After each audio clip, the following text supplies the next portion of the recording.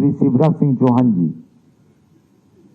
তিনি গতকাল সন্ধ্যাবেলায় কলকাতায় পৌঁছে অনেকগুলো মিটিং করেছেন। আজকে সকালবেলা তিনি অরণ্য সপ্তাহ উপলক্ষে সচিবালয় পার্শ্বস্থ জায়গায় বৃক্ষরোপণ করেছেন। যদিও শুধু অরণ্য সপ্তাহ নয়, মাননীয় শিবরাজ সিং চৌহানজি তার প্রত্যেক দিনের কর্মদিবসের শুরুতে একটা করে গাছ লাগান। এই তথ্য আপনাদের জেনে রাখা দরকার রয়েছে। আমার সাথে রাজ্য মন্ত্রিসভার গুরুত্বপূর্ণ সদস্য সম্মানীয় দিলীপ ঘোষ, সম্মানীয় ডক্টর কল্যাণ চক্রবর্তী, সম্মানীয় দুধ কুমার মণ্ডল, রাজ্যমন্ত্রী অমিয় কিস্কু, শান্তনু প্রামাণিক এবং অশোক দিন্দা ছিলেন। কেন্দ্র এবং রাজ্যের সর্বোচ্চ আধিকারিক পর্যায়ের আধিকারিকরা ছিলেন। মূলত কৃষি ক্ষেত্রে, উদ্যান পালনের ক্ষেত্রে এবং ফিশারিজ, প্রাণী সম্পদ বিকাশ, এই বিষয়গুলোতে আলোচনা হয়েছে এবং তার সাথে গ্রামোন্নয়নের যে সমস্ত গুরুত্বপূর্ণ দিক রয়েছে, যেমন প্রধানমন্ত্রী গ্রাম সড়ক যোজনা, প্রধানমন্ত্রী আবাস যোজনা, বিকশিত ভারত জি রামজি এবং লাখপতি দিদি সহ আমাদের 80 লক্ষ স্বনির্ভর গোষ্ঠীর দিদি এবং বোনেদের নানা কল্যাণকর কর্মসূচি নিয়ে আলোচনা হয়েছে। ইতিমধ্যে ভারত সরকার 4টি জেলাতে প্রধানমন্ত্রী ধনধান্য কর্মসূচি যুক্ত করেছে। যে জেলাগুলি হলো দার্জিলিং, আলিপুরদুয়ার, ঝাড়গ্রাম এবং পুরুলিয়া। এর বাইরেও কেন্দ্রীয় কৃষি এবং গ্রামোন্নয়ন দপ্তরের প্রত্যেকটি কর্মসূচির সঙ্গে আমরা যুক্ত হয়েছি।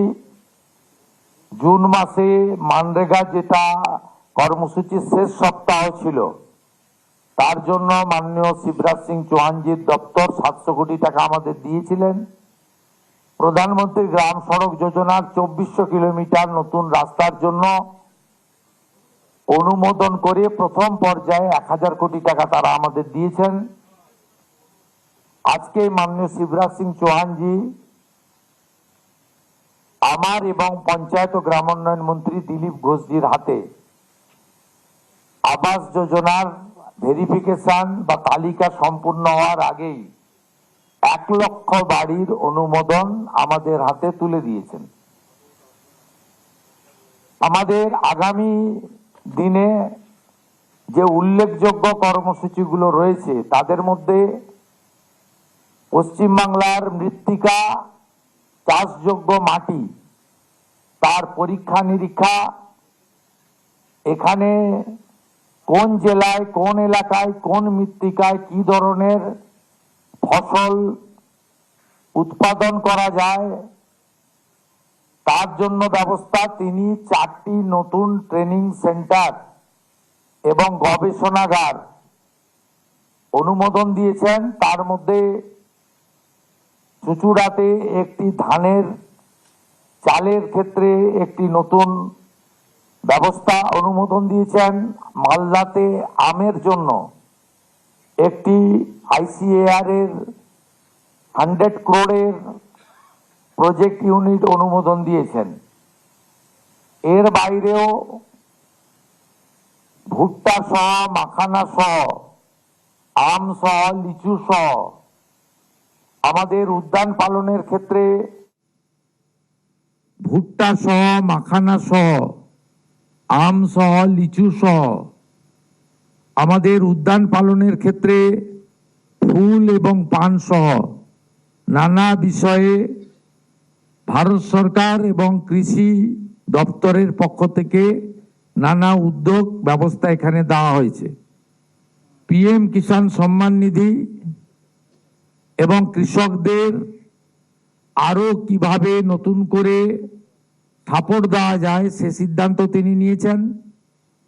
আলু বীজ, জুটের বীজ, গাছ চারা তৈরির জন্য জুটের বীজ অন্ধ্রপ্রদেশ থেকে আসছে, পশ্চিমবঙ্গ এখনো তৈরি করতে পারেনি। আলু বীজ পাঞ্জাব থেকে আসছে, পশ্চিমবঙ্গ করতে পারেনি। তার জন্য তিনি দিশা দিয়েছেন। অনেক সময় লাগবে বিস্তারিত বলতে। আমি এক কথায় আজকের মিটিং কৃষি ক্ষেত্রে এবং অর্থনৈতিকভাবে প্রান্তিক মানুষ, প্রধানমন্ত্রী যাদের মাথায় ছাদ দেখতে চান, আমরা প্রতিশ্রুতি দিয়েছিলাম হাতে কাজ, পেটে ভাত, মাথায় ছাদ। আজকে দুটো বিষয় এখানে সুনিশ্চিত করেছেন মাননীয় শিবরাজ সিং চৌহান। 125 দিনের কাজ, ইতিমধ্যে 2,56,00,000 কার্ড, জব কার্ড চিহ্নিত হয়েছেন।